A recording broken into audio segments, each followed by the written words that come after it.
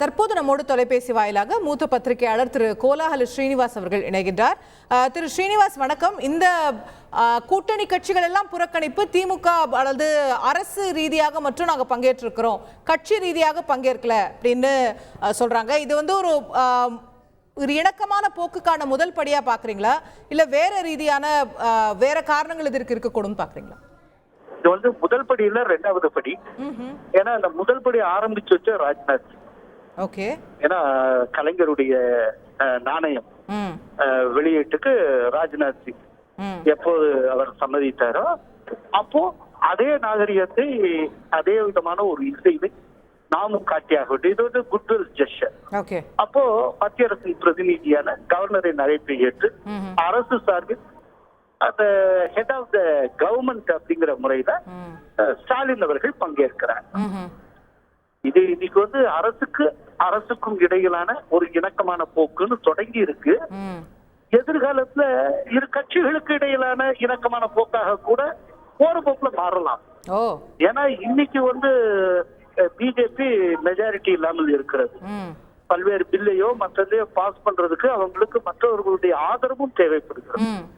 அப்படிப்பட்ட ஒரு சூழ்நிலையில பரஸ்பரம் இணக்க போக்கு, குட்வில் ஜெஸ்டர் இது எல்லாம் இருந்தாகணும் அப்படின்னு யோசிக்கிறதுக்கு வாய்ப்பு இருக்கு. அப்ப இது வந்து நீங்க ஆளுநர், முதலமைச்சர், கவர்னர், ஸ்டேட் கவர்மெண்ட் உறவை தாண்டி மத்திய அரசு மாநில அரசு இடையே ஒரு இணக்கம் இருக்கு அப்படின்னு சொல்றீங்க?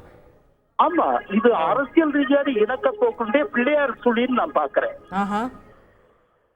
அப்போ இனி அடுத்த சில ஆண்டுகளுக்கு மத்திய அரசுக்கும் தமிழக அரசுக்கும் பெரிய மோதல்கள் இருக்காது அப்படிங்கிறதுக்கான ஒரு சமிக்கையா எடுத்துக்கிறீங்களா? அப்படின்னு பார்க்கலாம். இப்போ இவங்களுடைய டிமாண்ட் அவங்க ஃபுல்ஃபில் பண்றதுக்கும், அதே போல மத்திய அரசுடைய எதிர்பார்ப்பு டிஎம்கே ஃபுல்ஃபில் பண்ண அல்லது ஒத்துழைப்பு தருவதற்கான ஒரு பரஸ்பர வாய்ப்புகள் இதன் மூலம் உருவாகி இருக்கு. இப்போ ரெண்டு அரசுகளுக்கு இடையே நீங்க சொல்லும் போது அடுத்தடுத்த நிறைய கேள்விகள் எழுது. இப்போ உதாரணத்துக்கு தமிழக அரசு வந்து தொடர்ந்து கம்ப்ளைண்ட் பண்ணிட்டு இருக்கிறது, எங்களுக்கு நிதி சரியா வரல, தூத்துக்குடி வெள்ளத்துக்கு பணம் கொடுக்கல, மத்திய அரசு இது போன்ற நிறைய விஷயங்கள்ல இப்போ அதெல்லாம் கூட சார்ட் அவுட் ஆகிறதுக்கான ஒரு வழியா நீங்க பாக்குறீங்களா? ஆமா, அத வந்து கன்சிடர் பண்றதுக்கான ஒரு வாய்ப்பு இருக்கு. ரொம்ப ஒரு சுருக்கமா சொல்றோம்னா இப்ப இருக்கிற மாதிரியான ஒரு மோதல் போக்கு குறையலாம். ஒரு ஃப்ரெண்ட்லியா கேட்கவும் பெறவுமான ஒரு சூழல் உருவாகலாம். இப்ப அதனால்தான் இப்போ கலைஞரை கொஞ்சம் யோசிச்சு பாருங்க. கலைஞர் வந்து கடந்த காலத்துல ஹிந்து என்றால் திருடன் அப்படின்னு சொல்லியிருக்காரு. அப்புறம் அது ஒரு அகராதி, ஒரு டிக்ஷனரியில சொல்லப்பட்டது, நான் சொல்லலன்னு சொன்னாரு. அதே போல ராமபுரான் எந்த பொறியியல் கல்லூரியில் படித்தார் அப்படின்னாரு. அதே போல அவருடைய பேரன் வந்து சனாதனத்தை ஒழிப்போம் சொல்லியிருக்காரு.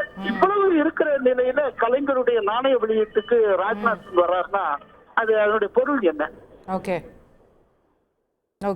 அப்படின்னா ஒரு இணக்கம் ரெண்டு பேருக்குமே தேவைப்படுகிறது.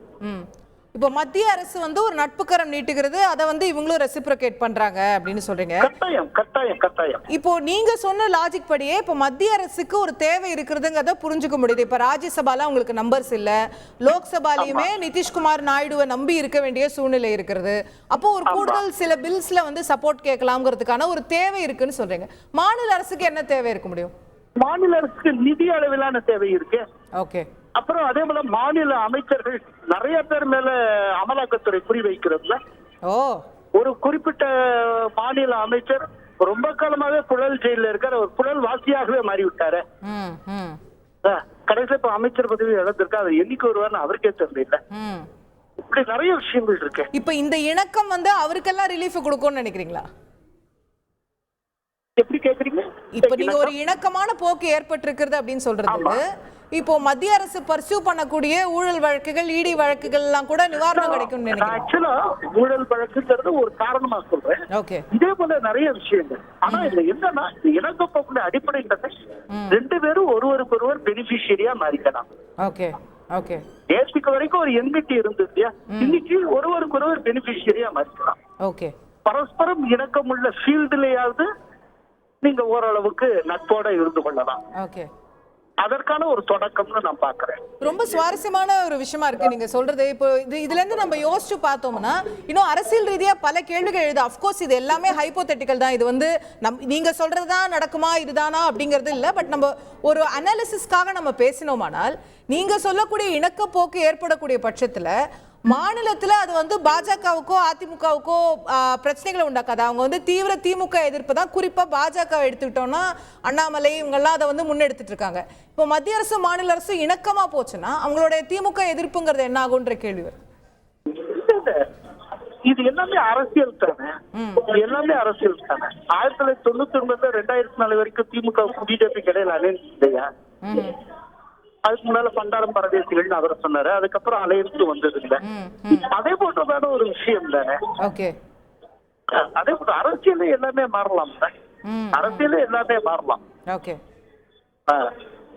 அதான் நீங்க கேட்ட கேள்வி ஒரு முக்கியமான கேள்வி இருக்கு. என்னன்னா டிஎம்கேக்கு மாற்று நாங்கள் தான் பிஜேபி சொல்லி கொண்டு இருக்கிற நிலையில இப்ப பிஜேபியோட ஓரணிக்குள்ள இது டிஎம்கேட ஓரணிக்குள்ள பிஜேபி வரும் அப்படின்னா அப்ப வந்து என்ன ஆகும்னா டிஎம்கேக்கு எப்போதுமே மாற்று அதிமுகங்கிறது எஸ்டாப்ளிஷ் ஆகும். அதுக்கு ஒரு வாய்ப்பு இருக்கு. ஆனா இதெல்லாம் அந்த லெவலுக்கு எல்லாம் வளருமா என்ன நமக்கு தெரியாது. இதெல்லாம் யூகங்களா தான் நம்ம முன்வைக்கிறோம். கண்டிப்பா கண்டிப்பா இந்த ஒரு நிகழ்விலேயே எல்லாம் தலையிட மாறிடாது. கண்டிப்பா. ஆனால் இது ஒரு சின்ன மாற்றத்துக்கான பிள்ளையார் சொல்லிங்கிற அளவுல நம்ம இதை பார்க்கணும். அவ்வளவுதான். Okay okay, very interesting. தேநீர் விருந்தில் ஆரம்பிச்சு அடுத்த கூட்டணி அப்படிங்கிற வரைக்கும் நிறைய விஷயங்களை வந்து அனலைஸ் பண்ணோம். பட் அஃப்கோர்ஸ் நீங்க சொன்னது போல இந்த கட்டத்தில் இது எல்லாமே யூகங்கள், வெறும் அனாலிசிஸ் தான். இதுல என்ன நடக்க போகுது, என்னென்ன வாய்ப்புகள் இருக்கு அப்படிங்கறத தான் நம்ம பேசுறோம். நன்றி திரு கோலாஹல ஸ்ரீனிவாஸ், பல்வேறு கோணங்கள்ல உங்கள் பார்வைகளை முன்வைத்தீர்கள். மிக்க நன்றி. செய்திகளை உடனுக்குடன் தெரிந்து கொள்ள உடனே சப்ஸ்கிரைப் பண்ணுங்க.